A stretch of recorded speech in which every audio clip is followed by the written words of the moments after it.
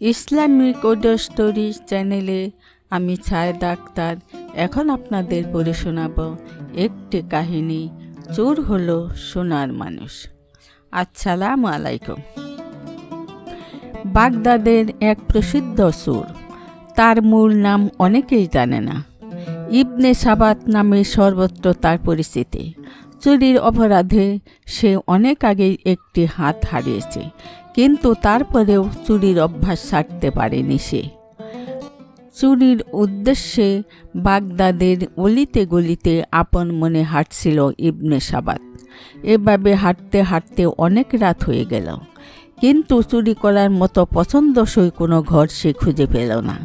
এতে তার মন ভারাক্রান্ত হয়ে উঠল।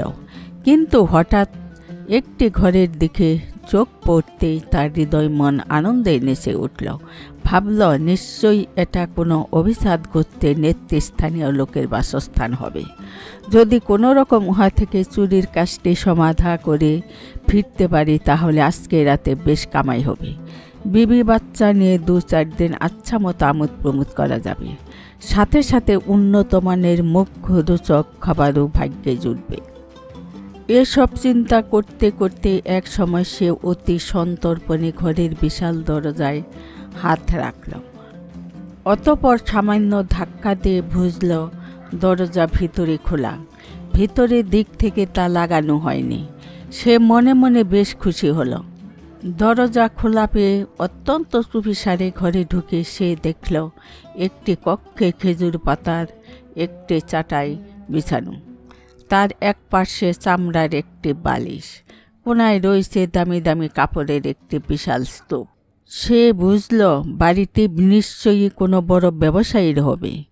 মূল্যবান কাপড় চোপড় দেখে প্রথমে সে খুশিতে আটখানা হলেও পরক্ষণেই একথা ভেবে চিন্তিত হলো যে এগুলো সে নেবে কীভাবে, এগুলো বাঁধার জন্য রশি পাবে কোথায়। হঠাৎ তার মনে হলো, আরে আমার গায়ের চাদর দিয়ে পেঁচিয়ে তো নিতে পারি। এ কথা মনে আসতেই সে গায়ের চাদরখানা খুলে চাটাইয়ের উপর বিছালো। এরপর কাপড়ের থানগুলো একটে একটে করে তার উপর রেখে গাঁটটি বাঁধতে চেষ্টা করল, কিন্তু সফল হলো না, কারণ এক হাত দিয়ে কি গাঁটটি বাঁধা যায়। অবশেষে উপায়ান্তর না দেখে দাঁত দিয়ে কামড়ে ধরে আবারও বাঁধতে চেষ্টা করল, কিন্তু এবারও সে ব্যর্থ হলো। এভাবে কয়েকবার চেষ্টা করার পর ভয়, উৎকণ্ঠা ও ক্লান্তিতে সে হাঁপাতে শুরু করল। মনে মনে আফসোস করে বলল, হায়, এত মূল্যবান জিনিস পেয়েও শুধু বাঁধতে না পারার কারণে বুঝি নিতে পারব না। আহা, যদি আমার আরেকটি হাত থাকত। হঠাৎ কারো পায়ের আওয়াজে সে উৎকর্ণ হলো। সোজা হয়ে দাঁড়িয়ে দৌড় দেওয়ার মনস্থ করল, কিন্তু ততক্ষণে একজন লোক বাতি হাতে তার সামনে এসে দাঁড়ালো। এতে সে ঘাবড়ে গেলে লোকটি অভয় দিয়ে মুচকি হেসে বলল, আরে বন্ধু, এ কাজ তো একা করা যায় না, আমাকে সাথে নিলে অনেক সুবিধা হবে।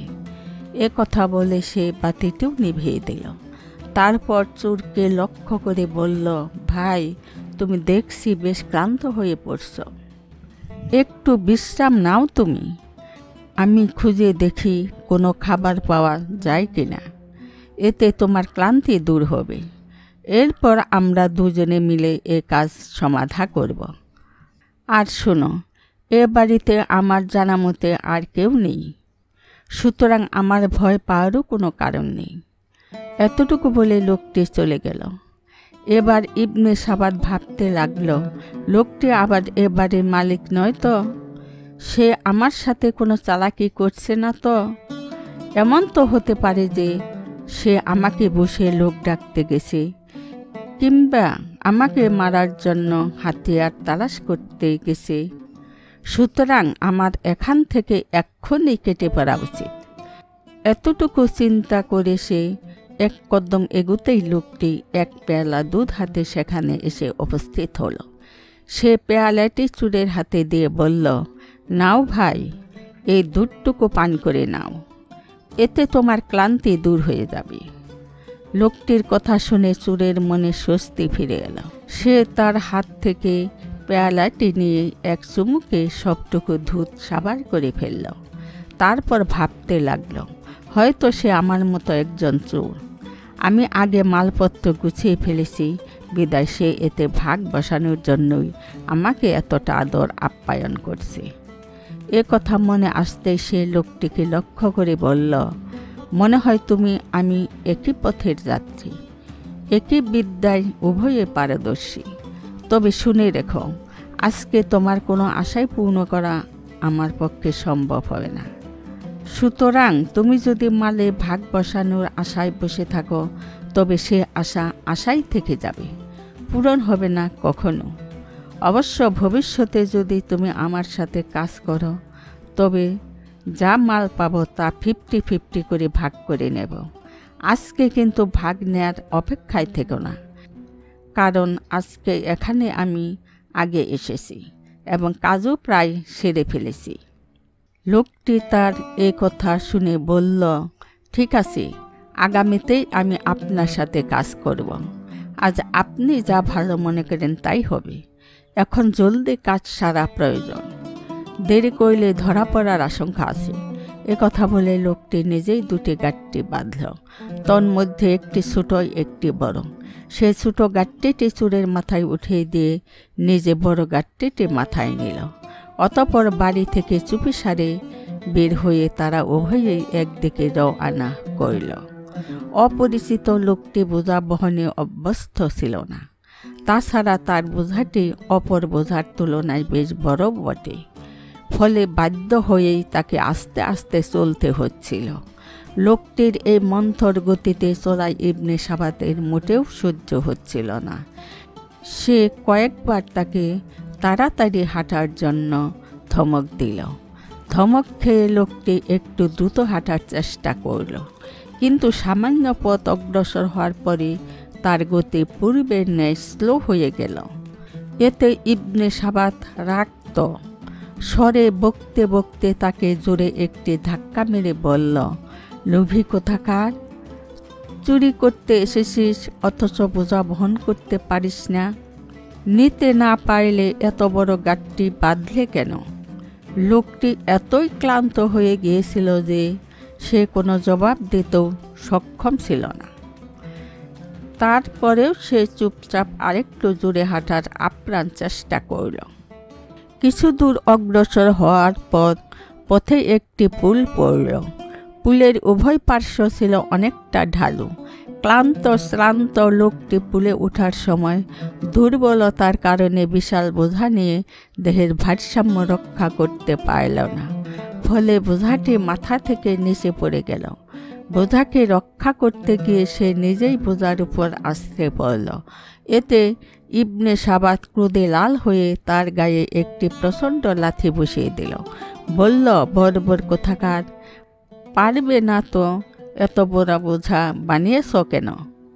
লোকটি জবাবে বিনয়ের সাথে বলল, ভাই, আমি খুব ক্লান্ত হয়ে গেছি, এজন্য নিজেকে নিয়ন্ত্রণ করতে পারিনি। এ কথা বলে অসহায়ের মতো হাঁপাতে হাঁপাতে অনেক কষ্ট করে পুনরায় বোঝাটি মাথায় উঠিয়ে আবার চলতে শুরু করল। অসম্ভব ক্লান্ত হয়ে পড়ায় লোকটির দেহ কাঁপছিল, সোজা হয়ে হাঁটতে পারছিল না সে। তারপরেও ইবনে সাবাতের অশ্লীল বকুনি ও মারধরের ভয়ে সে দেহের সমস্ত শক্তি একত্রিত করে দাঁত কামড়িয়ে সামনে অগ্রসর হচ্ছিল।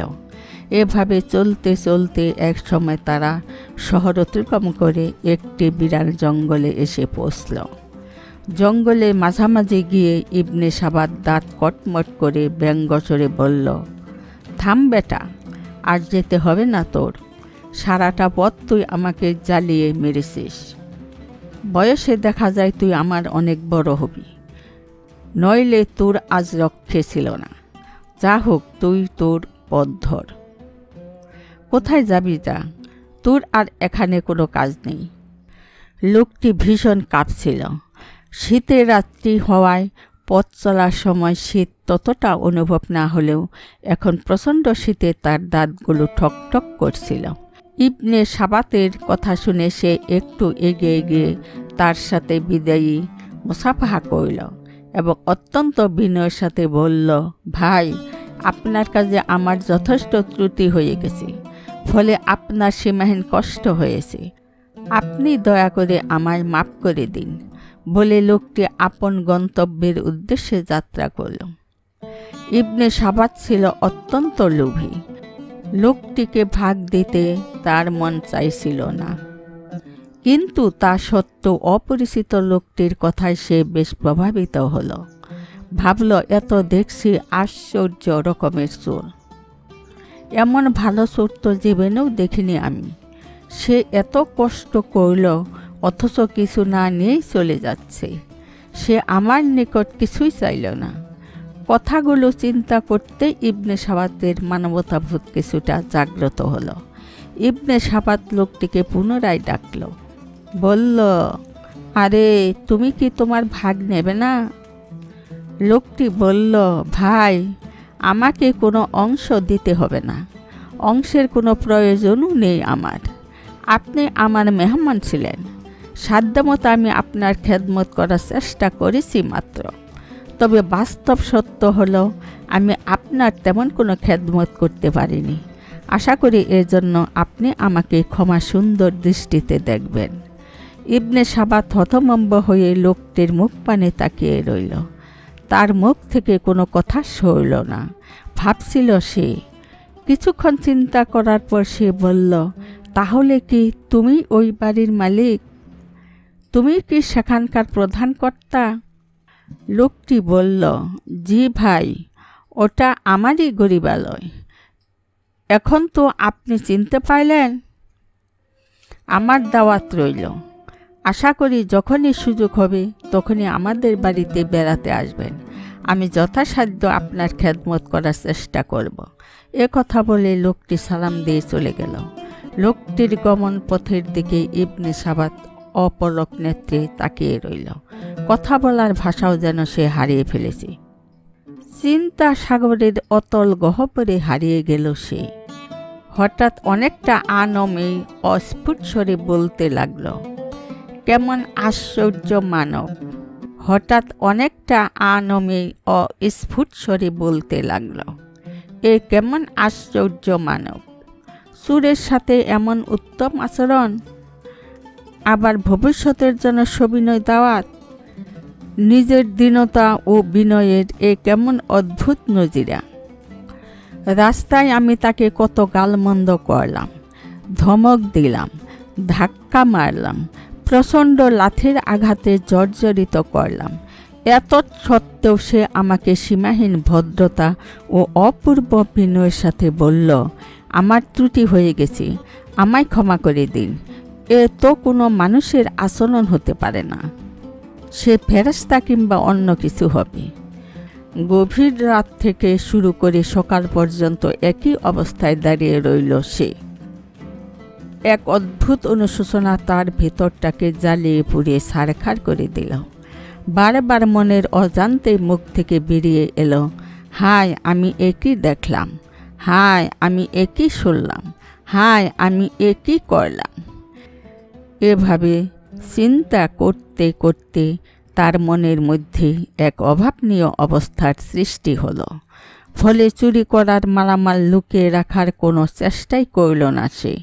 ধরা পড়ার কোনো ভীতিও সৃষ্টি হলো না তার মাঝে। তার মনের গহীন কোণে সৃষ্টি হলো এক ব্যতিক্রম ধর্মী বিপ্লব। অন্তরে সৃষ্টি হলো এক অদ্ভুত জ্বালা। সার্বক্ষণিক অস্থিরতা অনুভব করতে লাগল সে। ইবনে সাবাত নিজের মধ্যে বিরাট পরিবর্তন লক্ষ্য করল। লোকটির প্রতি শ্রদ্ধায় তার মস্তক আপনা আপনি অবনত হয়ে এলো। ভাবল, আহা, যদি এ মহৎ সদা আচরণকারী লোকটিকে আবার দুচোখ ভরে দেখতে পারতাম। হায়, যদি তাকে জিজ্ঞেস করে আনতে পারতাম, এত সুন্দর ও উত্তম আচরণ কিভাবে, থেকে শিখলেন তিনি। হায়, যদি তার সংস্পর্শে আজীবন কাটাতে পারতাম। কথাগুলো ভাবতে না ভাবতেই সে সমস্ত মালামাল আপন স্থানে রেখে ওই বাড়ির দিকে রওনা দিল। হাজারো জিজ্ঞাসা আর এক বুক কৌতূহল নিয়ে সে সম্মুখ পানে এগিয়ে চলছে। লোকটির সাথে সাক্ষাৎ করার এক অদম্য স্পৃহা তার চলার গতিকে ক্রমান্বয়ে আরও বহুগুণে বাড়িয়ে দিচ্ছে। বেশ কিছুক্ষণ চলার পর সে লোকটির বাড়ির কাছে এসে পৌঁছল। পাশেই এক ঝুপড়ির আড়ালে এক কাঠুরিয়াকে দেখতে পেয়ে সে জিজ্ঞেস করল, আচ্ছা ভাই, ওই সামনের বাড়িটি কার? আপনি কি তার নাম বলতে পারেন? কাঠুরিয়া প্রসিদ্ধ চোর ইবনে সাবাতকে আগেই চিনত। তাই ইবনে সাবাতের প্রশ্ন শুনে মনে মনে ভাবল, এটা তো আমাদের বড় হুজুরের বাড়ি। এ চোর আবার হুজুরের কথা জিজ্ঞেস করছে কেন? সে আবার হুজুরের কোনো ক্ষতি করবে না তো? আল্লাহ তাকে হেফাজত করুন। কাঠুরিয়া কোনো কথা বলছে না দেখে ইবনে সাবাত আবারও জিজ্ঞেস করল, ভাই, না জানা থাকলে বলুন, জানি না। চুপ হয়ে বসে থাকার তো কোনো মানে নেই। কাঠুরিয়া বলল, এ বাড়ির মালিক তো বাগদাদের প্রসিদ্ধ বুজুর্গ। আপনি কোত্থেকে এসেছেন যে এত বড় বুজুর্গের নামটি পর্যন্ত আপনার জানা নেই? আর আপনার তো জানবার দরকারই বাকি। ইবনে সাবাত এবার রাগ হয়ে গেল। তার চেহারায় ক্রোধের ছাপ স্পষ্ট হয়ে দেখা দিল। বলল, সে রাক্ত স্বরেই, মিয়া, এত কথা বলছ কেন?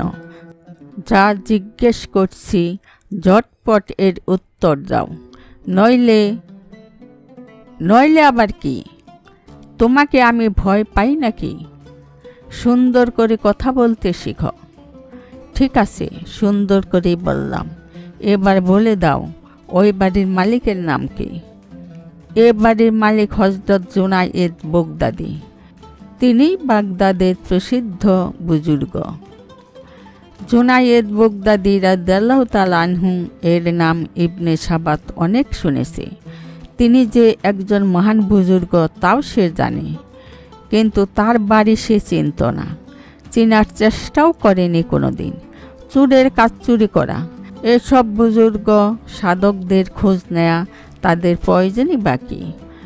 হযরত জুনায়েদ বাগদাদী রাদিয়াল্লাহু তাআলা আনহু এর নাম শোনার সাথে সাথে ইবনে সাবাতের মাথা প্রচণ্ড বেগে চক্কর খেল।